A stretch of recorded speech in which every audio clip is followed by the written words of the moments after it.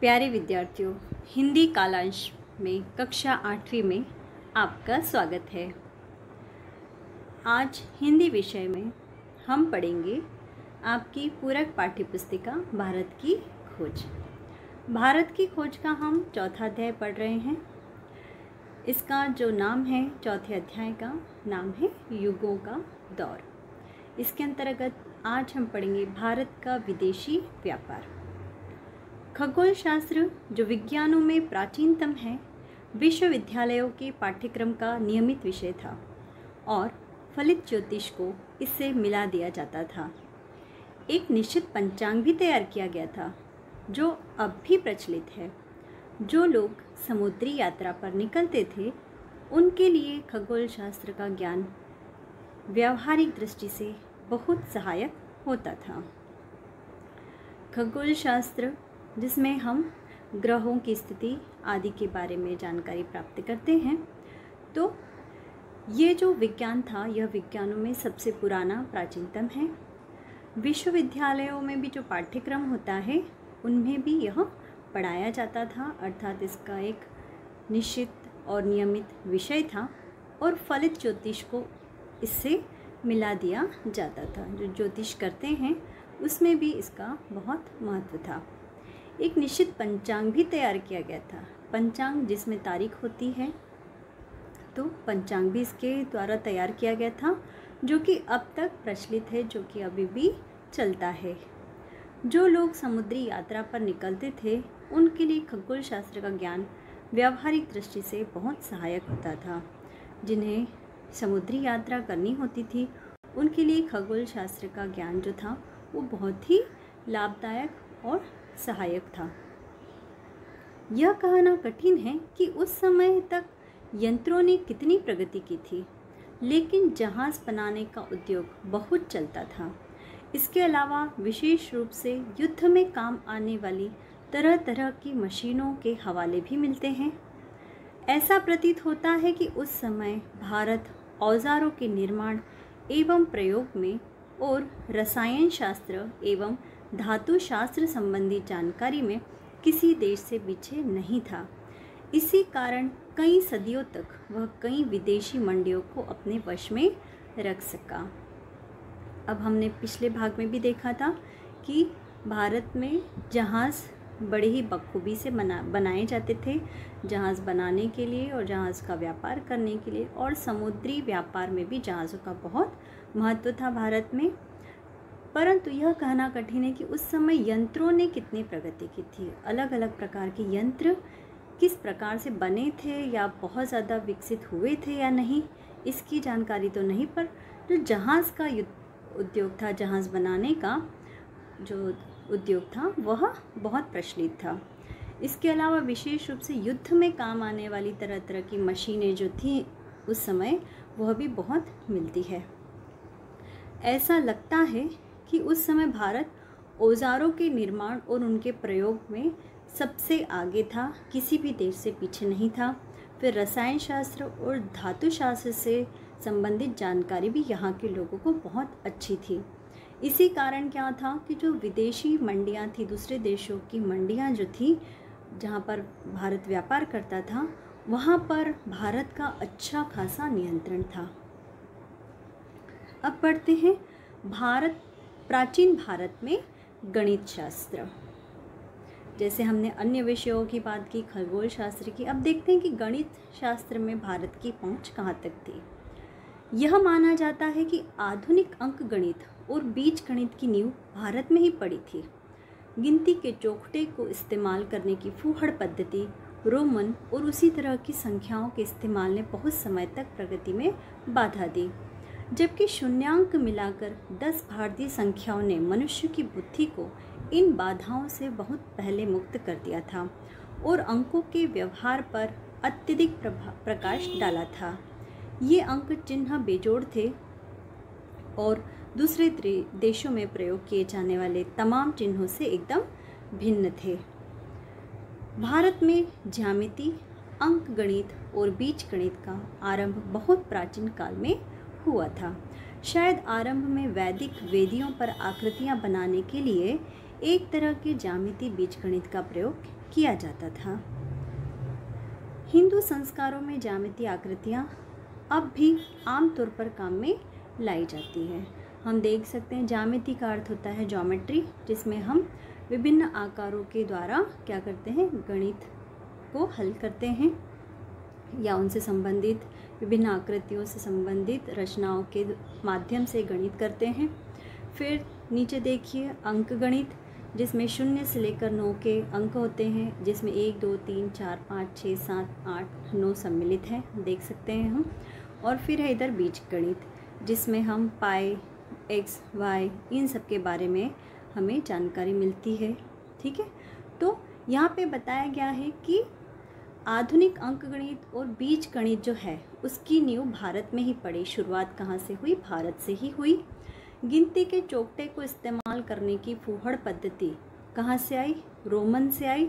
और हम रोमन संख्या के बारे में भी जानते हैं, उसमें रोमन में किस प्रकार से 1 2 3 4 लिखा होता है। और कई सालों तक उन संख्याओं के कारण, रोमन गणित के कारण क्या हुआ कि जो संख्याओं का इस्तेमाल करने की जो प्रगति हुई वो हो नहीं पाया, उसमें बाधा पड़ी। जबकि शून्यांक मिलाकर 10 भारतीय संख्याओं ने 0 से लेकर 9 तक की जो संख्याएं हैं, उसने मनुष्य की बुद्धि को इन सभी बाधाओं से जो रोमन संख्याओं के इस्तेमाल के कारण हो रही थी, बहुत पहले मुक्त कर दिया था और अंकों के व्यवहार पर अत्यधिक प्रकाश भी डाला। ये अंक चिन्ह बेजोड़ थे और दूसरे देशों में प्रयोग किए जाने वाले अन्य चिन्हों से अलग भी थे। भारत में ज्यामिति, अंक गणित और बीज गणित का आरंभ बहुत प्राचीन काल में हुआ था। शायद आरंभ में जो वैदिक वेदियाँ थी, उन पर जो आकृतियाँ बनाई जाती थी, उसके लिए भी ज्यामिति बीजगणित का ही प्रयोग किया जाता था। हिंदू संस्कारों में भी जो ज्यामितीय आकृतियाँ हैं, उनका इस्तेमाल किया जाता था। भारत में ज्यामिति का विकास अवश्य हुआ, पर इस क्षेत्र में यूनान और सिकंदरिया आगे बढ़ गए। भारत में ज्यामिति जो थी विकसित तो हुई, पर उससे ज़्यादा यूनान और सिकंदरिया में हुई। अंक गणित और बीज गणित में भारत आगे बना रहा। जिसे शून्य या कुछ नहीं कहा जाता है, वह आरंभ में एक बिंदी या नुक्ते की तरह था। बाद में उसने एक छोटे वृत्त का रूप धारण कर लिया और उसे किसी भी और अंक की तरह एक अंक समझा जाता था। हम जानते हैं कि शून्य की खोज भारत में ही हुई। पहले शून्य अर्थात कुछ नहीं ऐसा माना जाता था और इसे एक बिंदी या नुक्ता की तरह ही देखा जाता था। बाद में इसको किसका रूप दे दिया? एक छोटे वृत्त का, छोटे गोलाकार का रूप इसे मिल गया और इसे भी अन्य अंकों की तरह जो अंक गणित है उसमें 1 से 9 के साथ इसे भी शामिल कर लिया। तो 10 संख्याएं होगी 0 से 9 तक की। शून्यांक और स्थान मूल्य वाली दशमलव विधि को स्वीकार करने के बाद अंक गणित और बीज गणित में तेजी से विकास करने की दिशा में कपाट खुल गए। बीज गणित पर सबसे प्राचीन ग्रंथ ज्योतिर्विद आर्यभट्ट का है, जिनका जन्म 427 ईस्वी में हुआ था। भारतीय गणित शास्त्र में अगला महत्वपूर्ण नाम भास्कर, जिनका जन्म 522 ईस्वी को हुआ था, उनका, और उसके बाद ब्रह्मपुत्र 628 ईस्वी का है। ब्रह्मपुत्र प्रसिद्ध खगोल शास्त्री भी था, जिसने शून्य पर लागू होने वाले नियम निश्चित किए और इस क्षेत्र में और अधिक उल्लेखनीय प्रगति की। अब यहाँ पर क्या बताया गया कि शून्यांक यानी शून्य और दशमलव विधि, इसको जब स्वीकार कर लिया गया तब अंक गणित और बीज गणित में बहुत ही तेजी से विकास हुआ। बीज गणित पर सबसे प्राचीन ग्रंथ किसने लिखा था? ज्योतिर्विद आर्यभट्ट ने। और आर्यभट्ट का जन्म कब हुआ? तो 427 ईस्वी में। फिर उसके बाद दूसरे भारतीय गणित शास्त्र में जो महत्वपूर्ण नाम था उनका, वह थे भास्कर, और इनका जन्म हुआ था 522 ईस्वी में, लगभग पूरे 100 साल बाद।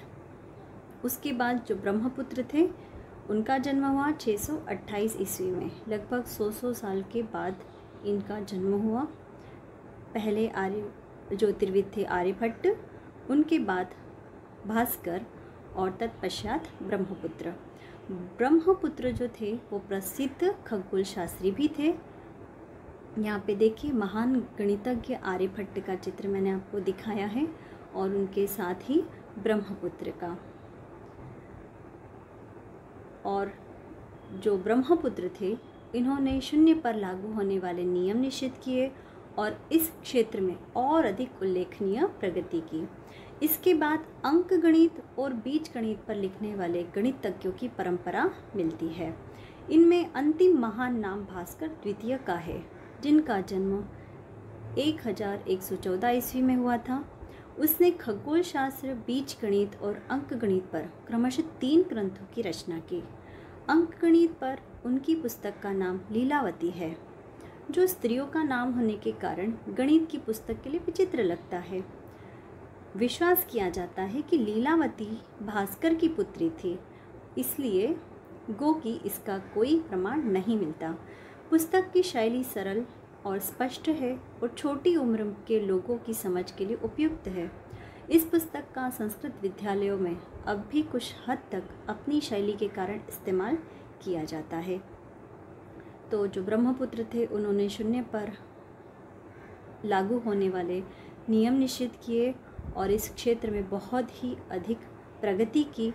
इसके बाद अंक गणित और बीज गणित पर भी कई गणितज्ञों ने लिखा। इनमें जो सबसे अंतिम और महानतम नाम है वह है भास्कर द्वितीय का, जिनका जन्म 1114 ईस्वी में हुआ था। उन्होंने गणित, खगोल शास्त्र, बीज गणित और अंक गणित इन पर 3 ग्रंथ लिखे। और अंक गणित पर जो उनकी पुस्तक थी लीलावती, ये जो भास्कर थे और इनकी पुस्तक लीलावती ऐसा लगता है जैसे किसी स्त्री का नाम है, तो गणित की पुस्तक का नाम लीलावती होना थोड़ा सा हमें विचित्र लगता है, अनोखा लगता है। पर कुछ लोगों की मान्यता है कि उनकी पुत्री का नाम शायद लीलावती था, इसलिए उन्होंने अपने उस ग्रंथ का नाम भी, अपनी पुस्तक का नाम भी क्या रखा था, लीलावती रखा था। हालांकि इसका कोई प्रूफ नहीं है, कोई प्रमाण नहीं मिलता है। पुस्तक की शैली बहुत ही सरल और स्पष्ट है और छोटी उम्र के लोग भी इसे आसानी से समझ सकते हैं। इस पुस्तक का संस्कृत विद्यालयों में भी क्या होता है, इस्तेमाल किया जाता है। 8वीं शताब्दी में खलीफा अल मंसूर के राज्यकाल में, जो कि 753 से लेकर 774 ईस्वी तक था, कई भारतीय विद्वान बगदाद गए और अपने साथ वे जिन पुस्तकों को ले गए उनमें खगोल शास्त्र और गणित की पुस्तकें थी। इन्होंने अरबी जगत में गणित शास्त्र और ज्योतिष शास्त्र के विकास को प्रभावित किया और वहाँ भारतीय अंक प्रचलित हुए। बगदाद उस समय विद्या अध्ययन का बड़ा केंद्र था। यह खलीफा अल मंसूर, जिनके राज्यकाल में कई जो भारतीय विद्वान थे, गणितज्ञ थे, वे बगदाद गए और वे अपने साथ बहुत सी पुस्तकें भी ले गए, उनकी स्वरचित पुस्तकें ले गए और उनमें खगोल शास्त्र और गणित की ही पुस्तकें खास तौर पे वे ले गए। इन्होंने अरबी जगत में यानी अरब में गणित शास्त्र और ज्योतिष शास्त्र के विकास को भी बहुत प्रभावित किया, उस पर बहुत असर डाला और वहाँ पर भी भारतीय अंक जो 0 से लेकर 9 के अंक थे, वो जो मैंने बताया आपको, वे बहुत ही ज़्यादा प्रचलित हुए, प्रयुक्त हुए। बगदाद उस समय विद्या अध्ययन का एक बड़ा केंद्र था और यूनानी और यहूदी विद्वान वहाँ एकत्र होकर अपने साथ यूनानी दर्शन, ज्यामिति और विज्ञान ले गए थे। मध्य एशिया से स्पेन तक सारी इस्लामी दुनिया पर बगदाद का सांस्कृतिक प्रभाव महसूस किया जा रहा था और अरबी अनुवादों के माध्यम से भारतीय गणित का ज्ञान इस व्यापक क्षेत्र में फैल गया था। तो यूनानी और यहूदी विद्वान जो थे वहाँ पर एकत्रित होते थे और अपने साथ यूनानी दर्शन, ज्यामिति और विज्ञान भी लेकर जाते थे और वहाँ पर उसका क्या होता था, आपस में चर्चा होती थी, एक दूसरे को वो वाद संवाद के द्वारा वे क्या करते थे, एक दूसरे को इन सब की जानकारी देते थे। मध्य एशिया से स्पेन तक सारी इस्लामी दुनिया पर बगदाद का सांस्कृतिक प्रभाव महसूस किया जा रहा था। यानी बगदाद का सांस्कृतिक प्रभाव सभी जगह पर था। कहाँ पर? मध्य एशिया से लेके स्पेन तक सारी जो इस्लामी जो देश थे वहाँ पर, और अरबी अनुवादों के माध्यम से भारतीय गणित का ज्ञान इस व्यापक क्षेत्र में फैल गया था। और इतने पूरे क्षेत्र में भारतीय गणित भी जो था वह फैल गया। अरबी जगत से यह नया गणित संभवतः स्पेन के मूल विश्वविद्यालयों के माध्यम से यूरोपीय देशों में पहुंचा और इससे यूरोपीय गणित की नींव पड़ी। यूरोप में इन नए अंकों का विरोध हुआ और इनके आमतौर पर प्रचलन में कई सौ साल लग गए। इनका सबसे पहला प्रयोग जिसकी जानकारी मिलती है 1134 ईस्वी में सिसिली के एक सिक्के में हुआ। ब्रिटेन में इसका पहला प्रयोग 1490 ईस्वी में हुआ। यहाँ पे बताया गया है कि जो अरबी अनुवाद किया गया गणित का, उससे गणित कहाँ तक पहुँच गया? स्पेन के मूल विश्वविद्यालय के माध्यम से यूरोपीय देशों तक पहुँच गया और इससे यूरोप में भी गणित की नींव पड़ी। वहाँ पर भी गणित की शुरुआत हुई और यूरोप में इन अंकों यानी भारतीय अंकों का विरोध भी किया गया, इन्हें स्वीकार नहीं किया गया और इनके आम तौर पर प्रचलन में कई सौ साल लग गए। शुरुआत में तो इनका बहुत विरोध हुआ, लेकिन बाद में इनका चलन वहाँ पर भी हुआ। लगभग कितने साल लगे इसको? 100 साल लग गए। इनका सबसे पहला प्रयोग जिसकी जानकारी मिलती है वह हुआ 1134 ईस्वी में। सिसिली का एक सिक्का जो था उस पर इन अंकों को देखा गया और ब्रिटेन में इसका पहली बार प्रयोग हुआ 1490 ईस्वी में। तो आज के कालांश में हमने देखा कि किस प्रकार से गणित शास्त्र जो भारत में था वो प्रचलित हुआ और उसका प्रभाव अन्य देशों पर भी पड़ा। तो यहाँ पर आज का हमारा कालांश समाप्त होता है। अगले कालांश में अगला भाग पढ़ेंगे।